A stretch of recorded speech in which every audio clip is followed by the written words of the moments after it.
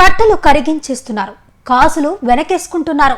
గ్రామాన్ని కాపాడాల్సిన స్థానిక నాయకులే కాసులకు కకృత్తిపడి వీళ్లు ఒక కాలువకు అడ్డుకట్టగా వేసిన మట్టిని సైతం అమ్ముకుంటున్నారని స్థానికులు ఆరోపించారు. వివరాల్లోకి వెళితే తోటపల్లి గూడూరు మండలం అనంతపురం గ్రామంలో వైసీపీ మండల నాయకులు ఉప్పల శంకరయ్య గౌడ్ స్థానిక నాయకులతో కలిసి మీడియాతో మాట్లాడారు.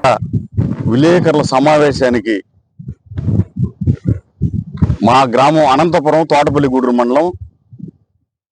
ఈ గ్రామం పక్కనే కాలువ ఆనుకొని ఉన్నటువంటి చిన్న గ్రామం. అయితే మేము చిన్న వయసు నుంచి ప్రతి సంవత్సరం వర్షం వచ్చిందంటే మా ఊరి మీదకి ఎల్ల వచ్చేది. దాన్ని 2004 సంవత్సరంలో అప్పటి ముఖ్యమంత్రి డాక్టర్ వైఎస్ రాజశేఖర రెడ్డి గారి టైము, ఆ రోజుల్లో ఆదాల ప్రభాకర్ రెడ్డి గారు ఎమ్మెల్యేగా ఉన్నారు.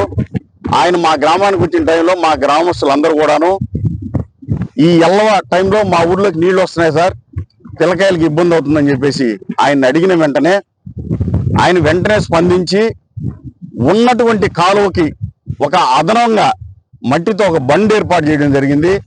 అది సుమారుగా ఒక 20 సంవత్సరాలు ముందు విషయం ఇది.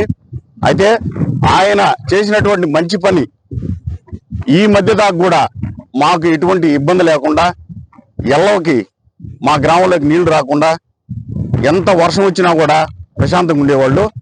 అయితే ఆ తర్వాత మళ్ళీ గవర్నమెంట్లు మారినాయి.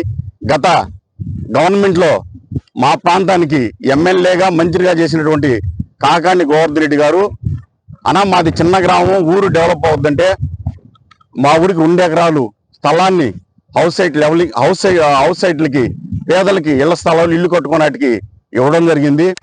అయితే ఆ రోజు కూడా మేము ఆ సైట్ లెవలింగ్ కూడా బయట నుంచి మట్టి తోలుకొని వచ్చి లెవలింగ్ చేయడం జరిగింది.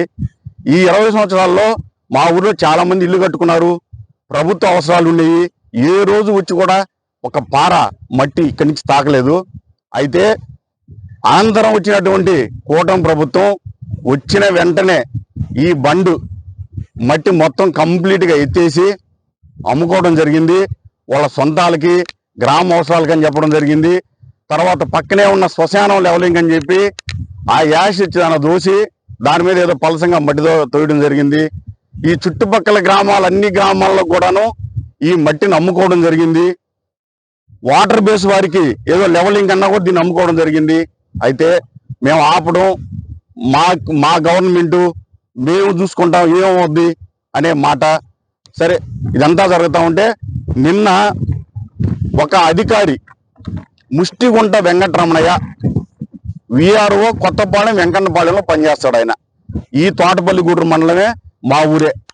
ఆయన నిన్న ఏం చేశాడంటే, నాకు వరకాయపుడి విఆర్ఓ పర్మిషన్ ఇచ్చాడు, ఎంఆర్ఓ పర్మిషన్ ఇచ్చాడని చెప్పేసి ఒక క్వారీ లాగా వెనకాల మీరు ఇప్పుడు చూస్తుంటారు, ఒక క్వారీని తయారు చేసి ఈ ఉన్నటువంటి మట్టిని తోలడం జరిగింది. ఆయన దీని మీద అధికారి ప్రజలకి సేవ చేయాలి, ప్రజలకి న్యాయం చేయాలి, గ్రామాభివృద్ధిలో అధికారి మంచి సలహా ఇవ్వాల్సినటువంటి అధికారి ఇక్కడ మట్టి దొంగతనం చేసి ఆయనే తోలుకుంటే, అది కూడా పై అధికారుల మీద అబద్ధం చెప్పి ఆయన నిన్న మట్టి తోలడం జరిగింది.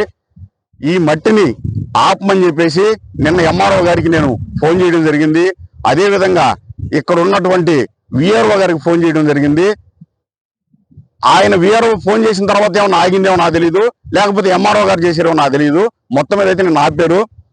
ఈ మట్టిని అమ్ముకోవడం, వాళ్ళ సొంతాలకు వాడుకోవడం, దీన్ని ఆపాలని చెప్పేసి నేను గతంలో తోటపల్లి గూడూరు జనరల్ బాడీ జరిగినప్పుడు ఇరిగేషన్ అధికారులు వస్తే వాళ్ళకి వినతి పత్రం ఇచ్చాను. SCDలకి వాట్సాప్ ద్వారా మెసేజ్ కూడా పెట్టాను. అయినా కానీ ఎటువంటి స్పందన లేదు. దీని మీద తక్షణమే ఎంఆర్ఓ గారు స్పందించి, నేను ఈరోజు ఎంఆర్ఓ గారికి గ్రీవెన్స్ అర్జీ తెలుసుకున్నాను.